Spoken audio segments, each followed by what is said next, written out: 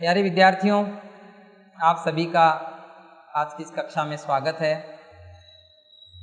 आप सभी जानते हैं कि हमने इससे पिछली कक्षा में पद परिचय का एक टॉपिक था, उसको पढ़ा था, मतलब उसकी जानकारी की थी कि पद परिचय क्या होता है। पहले तो पद क्या होता है, फिर पद का परिचय किस प्रकार से कराया जाता है, और उसके लिए कुछ महत्वपूर्ण बातों की हमने जानकारी की कि पद परिचय के लिए हमें संज्ञा की भी आवश्यकता होती है, सर्वनाम की भी जानकारी चाहिए, कौन कौन से सर्वनाम होते हैं, विशेषण कैसे होते हैं, क्रिया, एकर्मक, सकर्मक, एक वचन, बहुवचन, पुरुष, काल, इन सब चीज़ों की जानकारी हमें होना जरूरी है।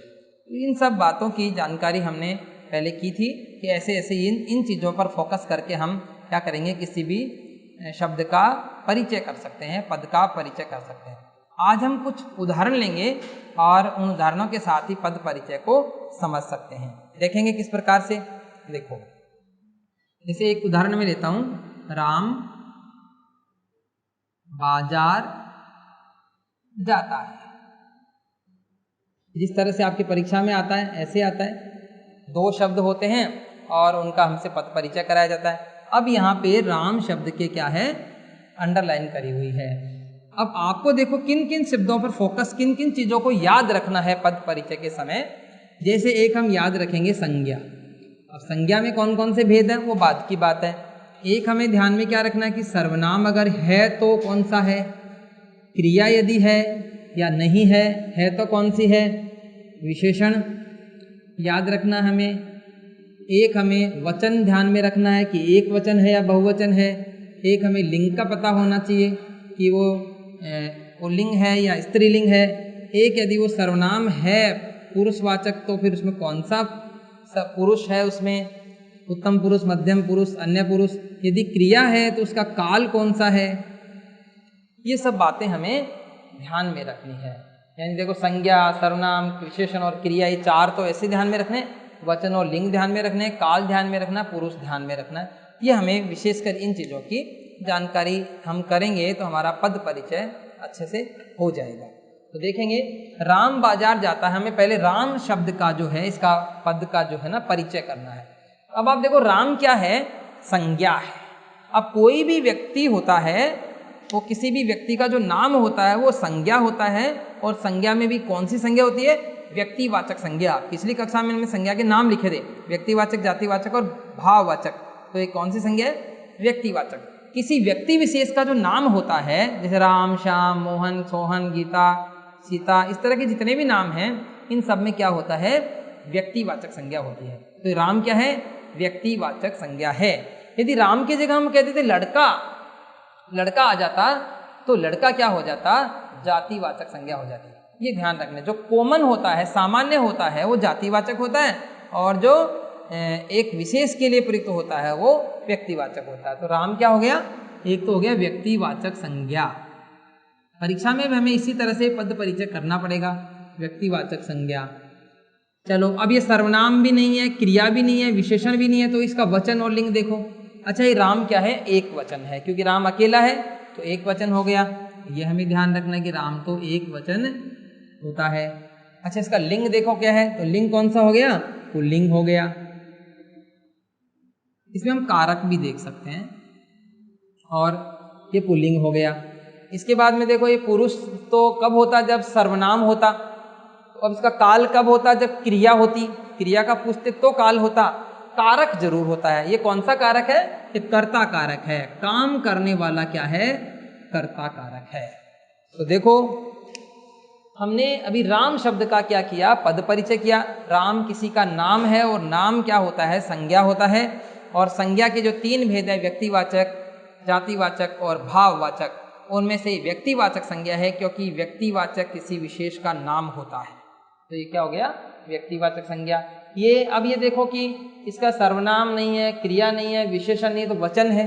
वचन कौन सा है, ऐसे आप ये साइड में लिख कर याद कर सकते हैं, समझ सकते हैं कि इनको टॉपिक्स को लेना है, किसी में कौन सा, किसी में कौन सा काम आएगा।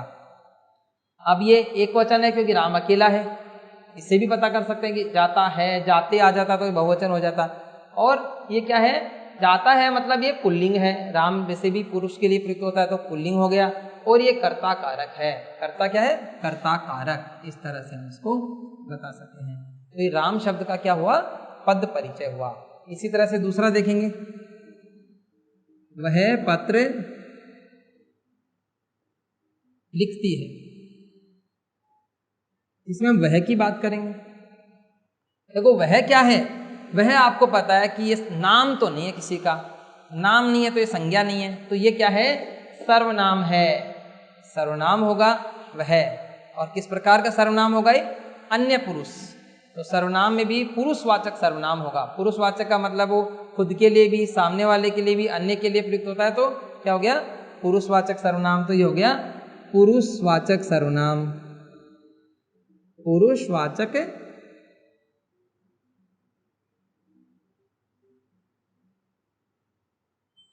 सर्वनाम, पुरुषवाचक सर्वनाम हो गया।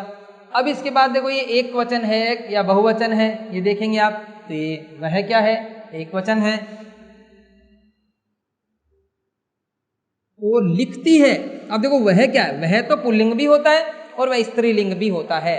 अब हमें इससे आइडिया लगाना, वह पत्र लिखती है, लिखती है मतलब क्या हो गया? ये स्त्रीलिंग हो गया। तो ये स्त्रीलिंग हो गया, स्त्रीलिंग हो गया। और यहाँ पत्र यानी ये भी काम कर रही है, तो ये भी क्या हो गया? कर्ता कारक हो गया। ये भी कर्ता कारक हो गया, क्योंकि वह क्या है? पत्र लिखते मतलब काम कर रही है, तो कर्ता की जगह प्रयुक्त है तो कर्ता कारक हो गया। इस प्रकार से इसका भी हम पद परिचय करेंगे। तो देखेंगे एक बार, राम का व्यक्तिवाचक संज्ञा हुई। वचन देखेंगे, एक वचन है कि बहुवचन है। ये बहुत हेल्पफुल, मतलब आपके सहायक टॉपिक रहेंगे वचन और लिंग। इनसे बहुत आसानी से एक परिचय आप और बढ़ा सकते हैं अपना। और ये पुरुष है, जाता है मतलब पुल्लिंग है, काम करने वाला है, कर्ता कारक है, ये आपको ध्यान में रखना है। ऐसे ही पुरुष, वह क्या है? पुरुषवाचक सर्वनाम है, एक वचन है, स्त्रीलिंग है, कर्ता कारक है। और एक और बात, पुरुषवाचक है तो कौन सा पुरुष है? यह अन्य पुरुष। यदि ये सर्वनाम में पुरुषवाचक होता है तो ये भी बता सकते हैं कौन सा पुरुष है। देखो पुरुष वाला टॉपिक यहाँ, इसमें 3 तरह के पुरुष होते हैं, उत्तम पुरुष, मध्यम पुरुष और अन्य पुरुष। अंग्रेजी में पढ़ते हैं first person, second person and third person. वो यहाँ पर उत्तम पुरुष, मध्यम पुरुष और अन्य पुरुष है। तो इस तरह से हम वह का क्या कर रहे हैं? ये कर रहे हैं। अब इसको देखो हम पत्र का भी कर सकते हैं। जैसे पत्र का विभाजित करा हमने पद परिचय, तो पत्र देखो क्या है? पत्र तो कोई ना कोई वस्तु है, किसी चीज का नाम है, तो ये क्या है? संज्ञा है। लेकिन पत्र बहुत सारे होते हैं, बहुत सारी तरीके के होते हैं, इसलिए ये व्यक्तिवाचक संज्ञा नहीं होकर कौन सी संज्ञा हुई? जातिवाचक संज्ञा। ये जातिवाचक संज्ञा होगी, जातिवाचक संज्ञा।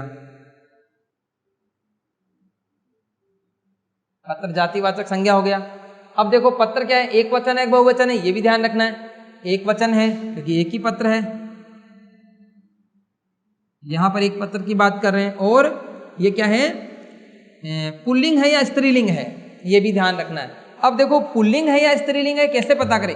पत्र, जैसे पत्र को वाक्य में प्रयोग करेंगे, पत्र फट गया कि पत्र फट गई? पत्र फट गया। अगर हम बोलने में पत्र फट गया, पत्र गिर गया, तो क्या हो गया? ये पुल्लिंग हुआ। तो ये भी क्या है? पुल्लिंग हो गया। हम इसको नहीं देख रहे कौन लिख रहा है कौन, हम पत्र को देखेंगे। पत्र क्या है? पत्र क्या है? पुल्लिंग हो गया। ये बात हमें तो जातिवाचक संज्ञा हो गई, एक वचन हो गया और पुल्लिंग हो गया। अब देखो ये कारक कौन सा है? एक कर्म कारक है। क्या लिखती है? क्या का उत्तर क्या है? कर्म, पत्र। देखो वह पत्र लिखती है, क्या लिखती है? पत्र। क्या का जो उत्तर आता है वो क्या होता है? वो होता है कर्म कारक। अब देखो इतने सारे बिंदु हम कर रहे हैं, अगर आपको इनमें से कोई भी बिंदु कम समझ में आता है या नहीं समझ में आ रहा है, तो आप इनमें से 2-2, 3-3 बिंदु भी लिखकर अपना उत्तर कर सकते हैं। उसमें भी आपको उसके जो जितने भी अंक होते हैं वो मिल जाएंगे। ये हम अधिकतम कोशिश कर रहे हैं कि जितना हम निकाल सकें। इन बिंदुओं को ध्यान में रखेंगे तो हम बहुत आसानी से इनका पद परिचय कर सकते हैं। ये बात हमें ध्यान में रखनी है कि पद परिचय किस प्रकार से करें। 1-2 उदाहरण हम और देखते हैं, देखेंगे।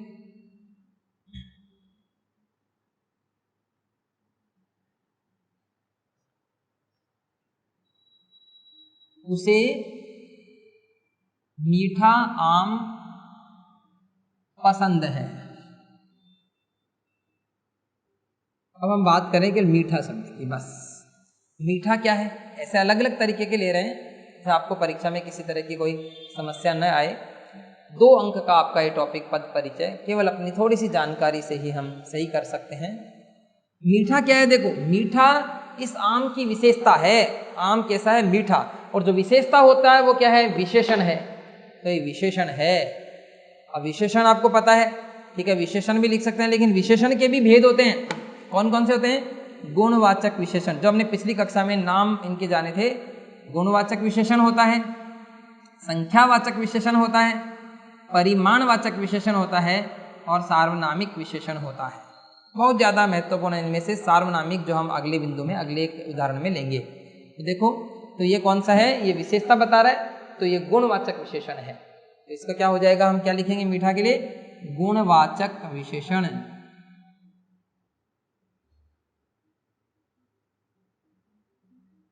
एक तो ये गुणवाचक विशेषण हो गया, ठीक है। अब ये देखो, मीठा एक वचन है या बहुवचन है। मीठा एक वचन है, एक की बात कर रहे हैं। मीठा है, मीठे नहीं है, तो क्या हो गया, एक वचन हो गया एक।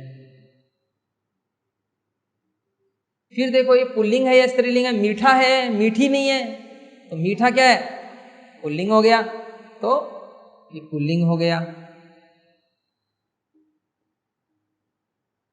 तो ये 3 बिंदु ही इसके बनेंगे, गुणवाचक विशेषण, एक वचन और पुल्लिंग। इस तरह से हम इसको समझ सकते हैं। एक उदाहरण और देखेंगे, उससे भी हम काफी कुछ बातें समझ पाएंगे। देखो, वह लड़का, या लिखो वह पुस्तक मेरी है।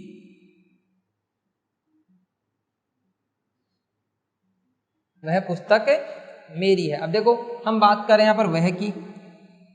अब वह किस प्रकार का पद है, किस प्रकार की इनमें से व्याकरणिक इकाई है। तो यहाँ पर हम लोग जो गलती करते हैं वो क्या करते हैं, हम इसको सर्वनाम मानते, हम सोचते ये सर्वनाम है वह, और हमने भी पढ़ा वह सर्वनाम ही था। लेकिन सर्वनाम क्या होता है, संज्ञा के स्थान पर आता है, जबकि ये जो सर्वनाम है ये संज्ञा से पहले आ रहा है। यदि कोई सर्वनाम संज्ञा से पहले आ जाता है तो फिर वो सर्वनाम नहीं रहता, वो क्या हो जाता है, वो हो जाता है सार्वनामिक विशेषण। देखो, इस विशेषण का एक भेद था, सार्वनामिक विशेषण, जो आपने छोटी कक्षाओं में पढ़ा भी होगा। गुणवाचक विशेषण, संख्यावाचक विशेषण, परिमाणवाचक विशेषण और सार्वनामिक विशेषण। तो ये क्या हो गया, सार्वनामिक विशेषण हो गया ये, सार्वनामिक विशेषण, ठीक है। और अब देखो, वह पुस्तक मेरी है, तो पुस्तक के लिए प्रयुक्त है, तो ये स्त्रीलिंग हो गया। और एक है पुस्तक, तो एक वचन हो गया, ठीक है। तो इस तरह से ये इसका परिचय हम कर सकते हैं। इसी तरह एक हम क्रिया का परिचय करेंगे। देखो, क्रिया का अभी तक एक उदाहरण भी नहीं लिया, तो क्रिया का इसमें बहुत महत्वपूर्ण है, ये काफी बार परीक्षाओं में आता है और बच्चा इसमें सर्वनाम कर देता है, सर्वनाम करने की भूल करते हैं। जबकि सर्वनाम क्या होता है, सर्वनाम कैसे, देखो ऐसे आ जाता, वह मेरी है, जैसे हम पुस्तक की बात करते हैं और कहते थे वह मेरी है, तो ये वह क्या है, पुस्तक की जगह आया, इसलिए सर्वनाम था। लेकिन वह पुस्तक मेरी है, इसलिए पुस्तक से पहले आया, तो सार्वनामिक विशेषण है। ये बात हमें ध्यान में रखनी है, ठीक है। तो इस तरह से एक सार्वनामिक विशेषण, एक और बात हमें जाननी है। एक देखो, एक और उदाहरण, राधा कहानी लिखती है। अब की बार हम बात कर रहे हैं लिखती क्रिया की। लिखती क्या है, क्रिया है, और इसका पद परिचय करना है। हम मुख्य मुख्य सभी बिंदु इसमें ले रहे हैं, इसका पद परिचय करना है। तो लिखती है, ये क्या है बताओ, क्रिया है। हमें पता चल रहा है कि जिस शब्द से किसी काम का करना पाया जाता है या होना पाया जाता है वो क्रिया होती है। तो काम लिखना क्या है, क्रिया है। तो क्या हो गया ये, क्रिया। लेकिन अब क्रिया में 2 प्रकार की क्रियाएं होती हैं, अकर्मक और सकर्मक। 2 प्रकार जो है क्रिया के वो मुख्य हैं, अकर्मक क्रिया और सकर्मक क्रिया। अब इसमें ये आ जाता है, इसके आगे आप क्या लगाएंगे, क्या लिखती है, इसका यदि उत्तर आ रहा है, क्या लिखती है, कहानी लिख रही है, तो ये सकर्मक क्रिया होगी। यानी क्रिया से पहले क्या लगाएंगे, उत्तर यदि आ जाता है, क्या लिखती है, कहानी, क्या हो गया? सकर्मक क्रिया। वह हंसता है, क्या हंसता है? कोई उत्तर नहीं है, तो हंसता क्या हो गया? अकर्मक क्रिया हुआ। ये बात हमें विशेष रूप से ध्यान में रखनी है। तो देखो ये क्या हो गया? कौन सी क्रिया हो गई? सकर्मक क्रिया। सकर्मक क्रिया हो गई। लिखती है, एक वचन है, एक वचन। लिखते नहीं है, लिखती, एक वचन हो गया। लिखती है मतलब स्त्रीलिंग, स्त्रीलिंग हो गया। और क्या है? लिखती है मतलब काल, कौन सा काल? वर्तमान काल। लिखती है, लिख रही है, वर्तमान। लिखती थी, भूतकाल। लिखेंगे, भविष्य काल। तो ये क्या हो गया? वर्तमान काल। काल भी, क्रिया में हमें काल भी बताना है, ये बात हमें ध्यान में रखनी है। तो देखो आप सभी इस बात का विशेष ध्यान रखना है कि पद परिचय का हमारा जो टॉपिक है वो 2 अंक का कक्षा 12 के हिंदी अनिवार्य के कोर्स में है। अब इसमें से जो केवल हमें 2 शब्द दिए, 2 वाक्य आएंगे परीक्षा में और उनमें से 2 शब्दों की अंडरलाइन आएगी, रेखांकन किया हुआ होगा। अब उन्हें 2 शब्दों का हमें परिचय करना होगा। तो बस इतना सा ध्यान में रखना है उसमें कि हमें इन बिंदुओं को ध्यान में रखते हुए उसका परिचय कर लेना है कि वो संज्ञा है तो कौन सी है, सर्वनाम है उसका कौन सा भेद है, भेद नहीं समझ में आए खाली सर्वनाम लिख सकते हैं, क्रिया है तो अकर्मक है या सकर्मक है, विशेषण है तो कौन सा विशेषण है, गुणवाचक है या सार्वनामिक है। बहुत मुख्य जो बात है उन पर आप अपना ध्यान रखेंगे तो इस तरह से हम अपना पद परिचय करेंगे। आज की कक्षा के लिए इतना ही, धन्यवाद।